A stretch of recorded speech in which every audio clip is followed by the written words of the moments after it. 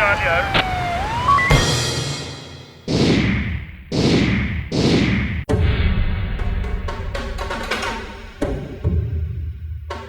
Sawant sir. Ambulance को call करो और बॉडी को पोस्टमार्टम के लिए भेज दो। सर। और ये जितनी भी छोटी मोटी चीजें हैं सर। सारी फिंगरप्रिंट के लिए रेडी करो। Yes sir. कुछ ना कुछ सुराग तो जरूर मिलेगा। जी सर। सबसे पहले इनको किसने देखा? इंस्पेक्टर साहब, मैंने। आप कौन? मैं इनकी बहू। क्या देखा आपने? मैं जब पानी लेने के लिए किचन में गई, आके देख रही हूँ तो पिताजी ऐसी हालत में थे। आपके पति कहाँ हैं? वो काम से कुछ दिनों के लिए बाहर गए हैं। उनको कॉल करो और बुलाओ। जी। ये कौन है? ये मेरी सासू माँ है।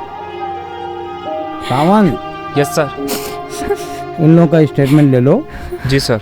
सॉरी, आगे की कार्रवाई के लिए आप लोगों को पुलिस स्टेशन आना पड़ेगा। जी इंस्पेक्टर साहब। कौन थे ये शख्स और आखिर क्यों कर ली इन्होंने खुदकुशी? इंसान की जिंदगी में कई उतार चढ़ाव आते हैं। कई बार वो जीत जाता है और कभी वो एक छोटी सी बात के लिए जिंदगी की जंग हार जाता है। नमस्कार, मैं प्रतीक जोशी क्राइम स्टोरी के इस एपिसोड में आप सबका स्वागत करता हूं। आखिर क्या मजबूरी थी कि दीनानाथ जी ने आत्महत्या कर ली? कहीं उनकी आत्महत्या के पीछे किसी की साजिश तो नहीं थी? इन तमाम सवालों के जवाब जानने के लिए मैं आपको लेकर चलता हूं उत्तर प्रदेश के एक शहर उरई में।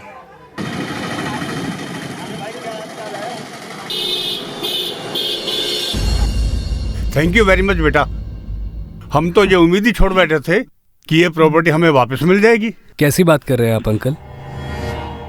देखिए, मैं आपका वकील होने के साथ साथ आपका रिश्तेदार भी हूँ, तो ये तो मेरा फर्ज बनता है। नहीं, पर जो भी कहो अमरीश, ये सब चीजें तुम्हारी मेहनत का नतीजा है। नहीं तो हम ये करोड़ों की प्रॉपर्टी कब की भूल चुके थे। क्यों पापा? और क्या अंकल, बस थोड़ी सी और फॉर्मेलिटीज बाकी हैं, वो होते ही मैं सारे कागजात आपके हवाले कर दूंगा। ठीक है? नो इश्यू बेटा, टेक योर टाइम। बस प्रॉपर्टी एक बार आपके नाम हो जाए, फिर आप जो चाहे कीजिए उसके साथ में। अरे आप बातें ही करते रहेंगे या कुछ चाय नाश्ता भी करेंगे? अरे बहू। जी मम्मी जी। कुछ नाश्ता वाश्ता लेके आना चाय के साथ। अच्छा मम्मी जी। हाँ यार। तो अंकल, मैं आपके सारे प्रॉपर्टी के पेपर्स तैयार कर देता हूँ और जल्दी से सब कुछ आपके नाम हो जाएगा। जी ये लीजिए, गर्मा गर्म चाय और नाश्ता। थैंक यू बेटा। मम्मी जी।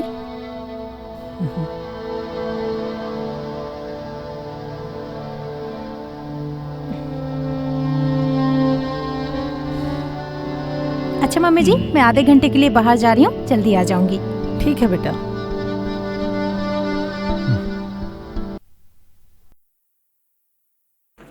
ओके। ठीक है अंकल, मैं चलता हूँ। कुछ ही दिनों में आपके पेपर्स आपको मिल जाएंगे। ओके बेटा, थैंक यू। Thank you. मिलते हैं। बाय। कितना नेक बच्चा है। हाँ पापा।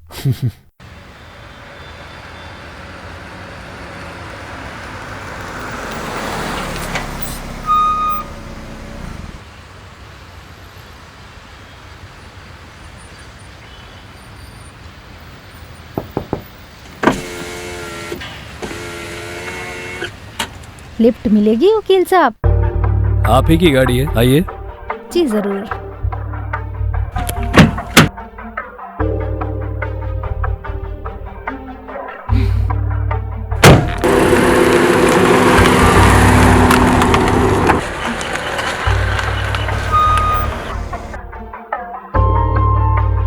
कीमत कितनी है?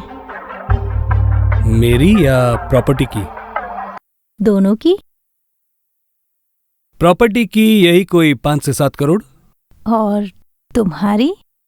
मैडम, हम तो आपके आशिक हो गए हैं। जो भी दोगी आंखें बंद करके ले लेंगे। तो प्रॉपर्टी कब तक मेरे नाम हो जाएगी? पहले ये बताइए कि हमें क्या मिलेगा। मैं अपने हुस्न की तिजोरी की चाबी तुम्हें दे दूंगी। जब चाहो, जैसे चाहो इस्तेमाल कर लेना। तो फिर समझो ये प्रॉपर्टी तुम्हारे नाम हो गई। तो समझो तुम्हारा काम भी हो गया। वैसे तुम्हारा स्टाइल मुझे बहुत पसंद आया। मेरे तो और भी बहुत से स्टाइल हैं। अच्छा, रियली? मुच्ची।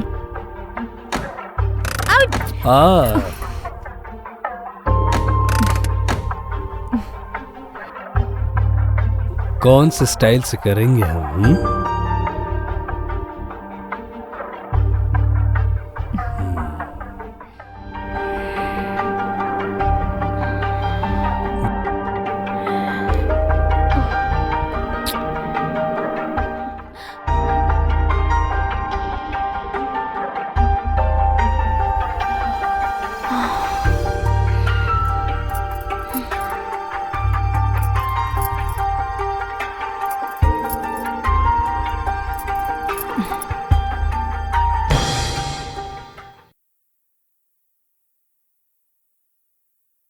बहुत लेट हो गई यार।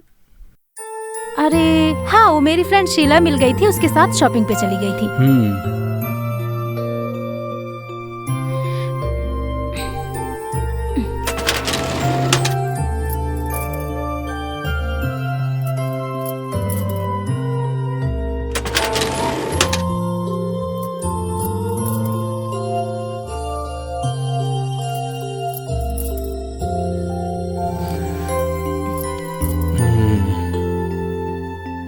Looking dam beautiful. आओ गले लग जाओ। जानू आज नहीं, बहुत थक गई हूँ, प्लीज। एक्चुअली मेरा मन बिल्कुल नहीं है।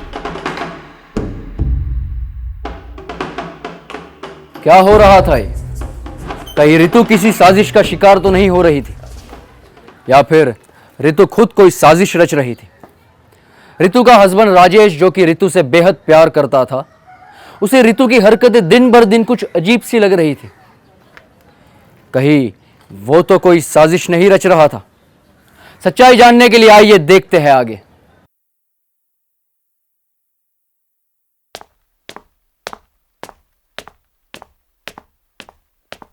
अरे अमरीश, तुम? सरप्राइज! अच्छा हुआ तुम आ गए, मुझे ना तुमसे बहुत जरूरी काम है। उसी के लिए तो आया हूँ, बताओ क्या काम है? बताती हूँ, चलो। कहाँ? कमरे में। अरे चलो।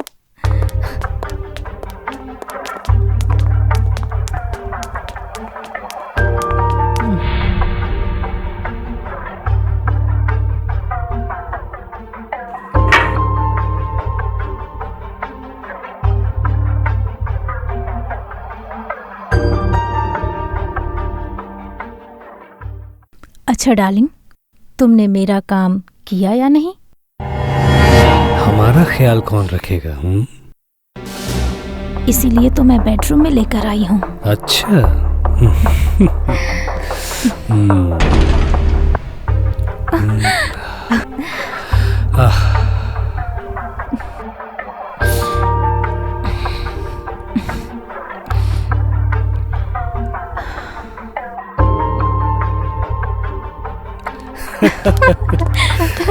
बहू, ये सब क्या है? ओहो मम्मी जी। मम्मी जी, आखिर आपको पता हाँ? चल ही गया। आने दो सबको, मैं सबको सब कुछ बताऊंगी। बेशक बेशक बता दीजिए। वैसे भी ये प्रॉपर्टी मेरे नाम हो ही चुकी है, और अगर आपने किसी को बताने की कोशिश की तो मैं आपका जीना हराम कर दूंगी। मैं पुलिस के पास जाऊंगी। बेशक जाइए, अपना शौक पूरा कर लीजिए, लेकिन कानून के हर दाव पेज मैं जानता हूँ। अरे तो डार्लिंग, डोंट वरी, मैं तुम्हें बचा ही लूंगा।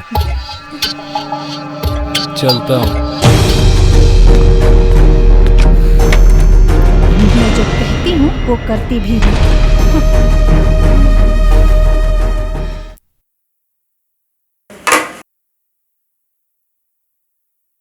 क्या बात है, आज बहुत देर कर दी आपने? अरे तुम तो जानती हो, ये कोर्ट कचहरियों के काम ऐसे ही होते हैं।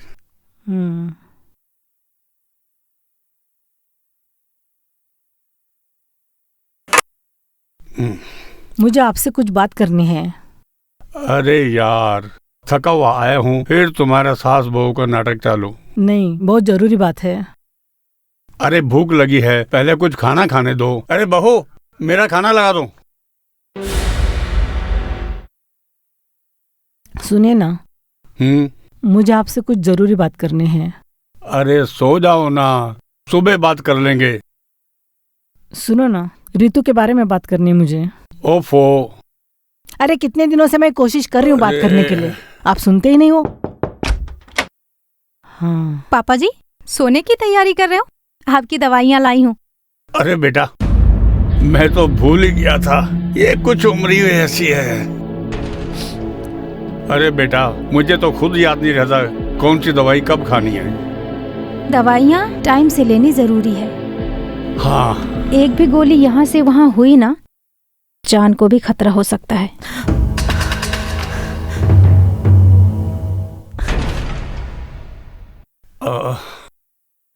लो बेटा, thank you very much.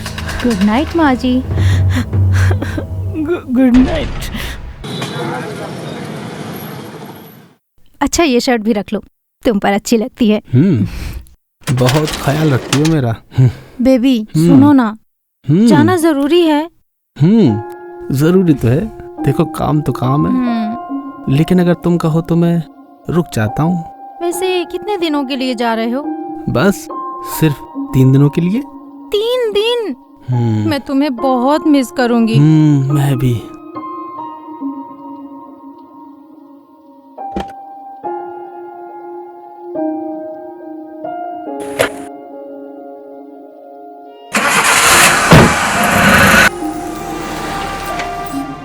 Rajesh जिस दिन शहर से बाहर गया, उसी दिन राजेश के पिता यानी कि दीनानाथ जी आत्महत्या कर लेते हैं। पुलिस अपना काम पूरी मुस्तैदी से कर रही थी। पुलिस इन्वेस्टिगेशन में कुछ चौंकाने वाली बातें पता चली, जिससे ना सिर्फ दीनानाथ जी की मौत का खुलासा हुआ, और भी कई सारी बातें सामने आई। पोस्टमार्टम रिपोर्ट के मुताबिक आपके हस्बैंड की मौत हाथ की नस कटने से नहीं, बल्कि दम घुटने से हुई है। दम घुटने से? जी हाँ। और पुलिस इंक्वायरी से पता चला है कि आपके जमीन का जो केस चल रहा था, वो जो जमीन आपके हस्बैंड के नाम से ट्रांसफर होनी चाहिए थी, वो आपके बहू रितु के नाम से ट्रांसफर हुई, यानी कि आपकी पत्नी के नाम से। रितु के नाम पे? हाँ। ये मामला कुछ समझ में नहीं आ रहा है। कहीं आप लोग कुछ छुपा तो नहीं रहे? देखिए, अगर कानून की मदद आप नहीं करेंगे तो कानून भी आपकी मदद नहीं कर सकता। लेकिन इंस्पेक्टर साहब। इंस्पेक्टर साहब। क्या हुआ माँ? अरे मेरे बेटे को बचा लीजिए इंस्पेक्टर अरे साहब। माँ, मुझे क्या हुआ? मैं तो ठीक हूँ। क्या हुआ माँ? मेरे बहू से बचा लीजिए मेरे बेटे को। बहू से? मतलब आप खुल कर बोलिए ना। माँ, क्या बात है माँ? इंस्पेक्टर साहब, आप डरिए मत। ऐसा हुआ था। बेशक बता दीजिए। वैसे भी ये प्रॉपर्टी मेरे नाम हो ही चुकी है, और अगर आपने किसी को बताने की कोशिश की तो मैं आपका जीना हराम कर दूंगी। मैं पुलिस के पास जाऊंगी। बेशक जाइए, अपना शौक पूरा कर लीजिए, लेकिन कानून के हर दावपेच में जानता हूँ। बुढ़िया ने अगर मुंह खोलने की कोशिश की ना, तो उसको और उसके बेटे को, दोनों को उसके पति के पास पहुंचा दूंगी। अब फोन रखो।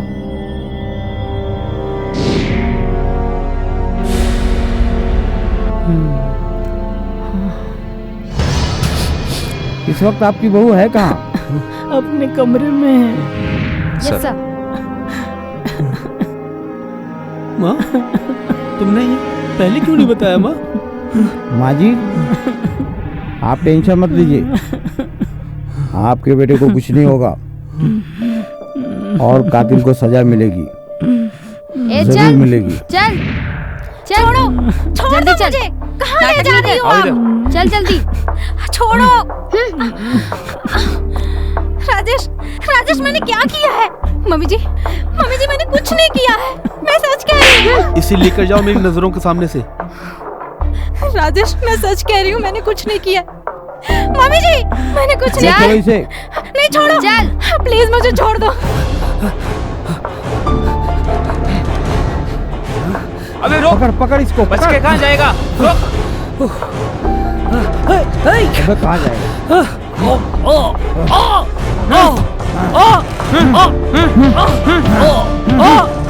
बहुत कानूनी किताबें पढ़ी है ना तुमने वकील साहब। पुलिस के डंडे की मार क्या होती है पता चला? बता क्यों किया तूने ये सब? बताता है या? मैं सब बताता हूँ। मैं ऋतु के प्यार के बहकावे में आ गया था। वो मुझे अपने जाल में फंसते जा रही थी और मैं फंसता चला गया। बता जल्दी। बताती हूँ, सब कुछ बताती हूँ। चल बोल। बता, जल्दी बता। मैं नहीं मारा था। मैंने मेरे ससुर जी को मारा है। क्यों मारा? प्रॉपर्टी की लालच में।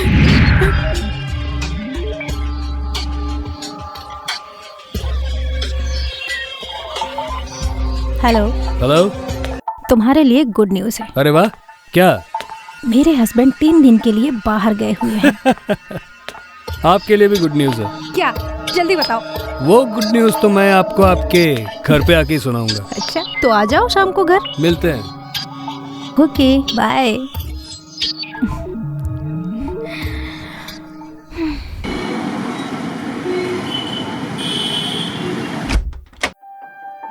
गुडी।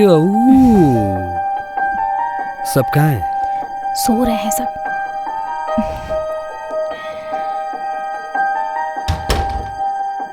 Looking hot. हाँ, अब बताओ मेरी गुड न्यूज क्या है? अभी बताऊं? हाँ। गुड न्यूज ये है कि उस प्लॉट के साथ साथ इस घर की भी मालकिन अब तुम ही बनने वाली हो। Really? Yes. Thank you so much.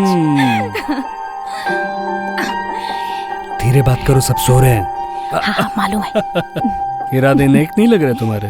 बिल्कुल। अच्छा अच्छा। You smell so good. या आई नो। बहू,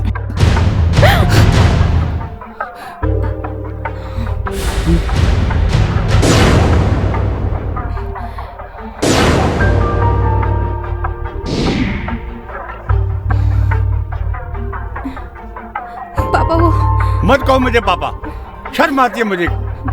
किस लिए किया ये सब? प्रॉपर्टी के लिए? कुछ रुपयों के लिए? अरे मुझसे वैसे ही मांग लिया होता तो मैं दे देता आप लोगों को। वैसे भी हमारे पास कितने साल बचे हैं जीने के लिए। वैसे ही हमें मर जाना था। शर्म नहीं आई तुम लोगों को? तुमने मुझे धोखा दिया है, धोखा, फरेब किया है मेरे साथ।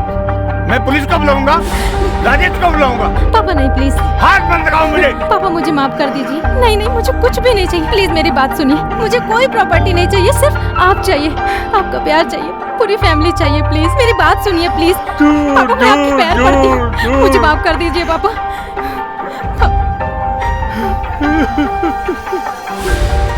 हम मुझसे कोई गलती नहीं होगी पापा, मुझे माफ कर दीजिए। तुमने मुझे धोखा दिया। प्लीज पापा माफ कर दीजिए मुझे। मैंने तुम्हें अपनी बेटी की तरह पाला, घर की लक्ष्मी बना कर लाया था तुम्हें, फिर क्यों धोखा दिया तुमने मुझे? एक बार बस मेरी बात सुनिए पापा, प्लीज। पापा प्लीज एक बार मेरी बात सुन लीजिए। माफ कर दीजिए पापा, मुझे माफ कर दीजिए। तुम बोलो मत बीच में। तुम सबसे बड़े धोखेबाज हो। तुम तो बाहर क्यों, ये घर की है। हमें माफ कर दीजिए ना। तुम्हें तो मैं जेल भेजूंगा, हथकड़ियां लगवाऊंगा। अंकल माफ कर दीजिए ना। और जोर से दबाओ। और जोर से दबाओ।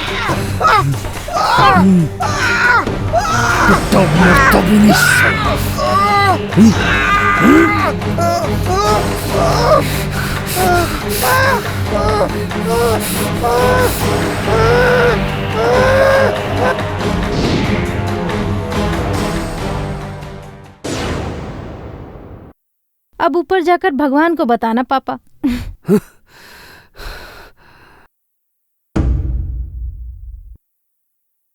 एक काम करो, अब तुम यहाँ से जाओ। किसी ने देख लिया तो प्रॉब्लम हो सकती है। इनका क्या करेंगे? इनकी मौत को सुसाइड बता देंगे। कैसे? मेरे पास एक आइडिया है। बोलो। तुम यहीं रुको।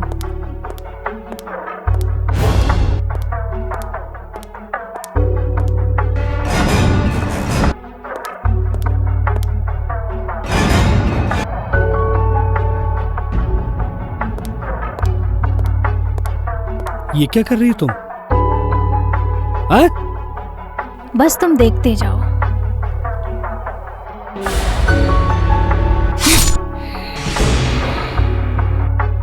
मैंने इसकी नस काट दी और लोगों को लगेगा इसने सुसाइड कर लिया। बड़ी शातिर दिमाग हो तुम। वो तो मैं हूँ। अब मैं जैसे जैसे बोलता हूँ वैसे वैसे करते जाओ। सबसे पहले तुम फिंगरप्रिंट मिटाओ चाकू से।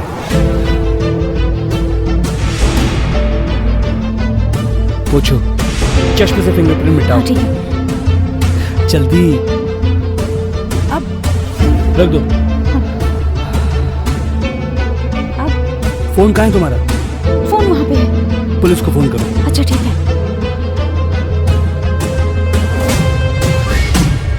Hello police station. जी सर।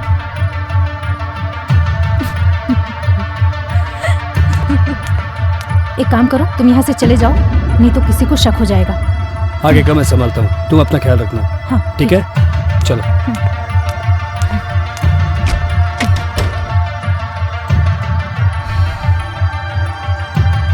तुम जैसी औरतों की वजह से ही हंसते खेलते हुए परिवार बर्बाद हो जाते हैं।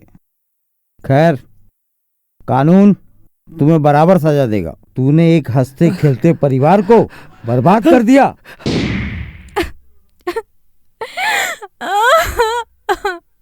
दौलत और वासना में इंसान इतना अंधा हो जाता है कि कई बार उसे अच्छे और बुरे का फर्क पता नहीं चलता। वो कहते हैं ना, जैसी करनी वैसी भरनी। क्रिमिनल कितना भी चालाक क्यों ना हो, पर वो जुर्म करने के बाद बच नहीं सकता। पैसे और प्रॉपर्टी के लिए किया गया ये कोई पहला जुर्म नहीं था। हमारे आसपास कई सारी घटनाएं होती है जिनमें इंसान अपने ही बुजुर्गों का खून बहा देते हैं। अपने परिवार का ध्यान रखें, उनकी हिफाजत करना आपकी जिम्मेदारी है। दोस्तों, मैं प्रतीक जोशी क्राइम स्टोरी के इस एपिसोड में आपसे विदा लेता हूं। मिलते हैं अगले एपिसोड में एक नई घटना के साथ। ना जुर्म करे और ना होने दे। जय हिंद।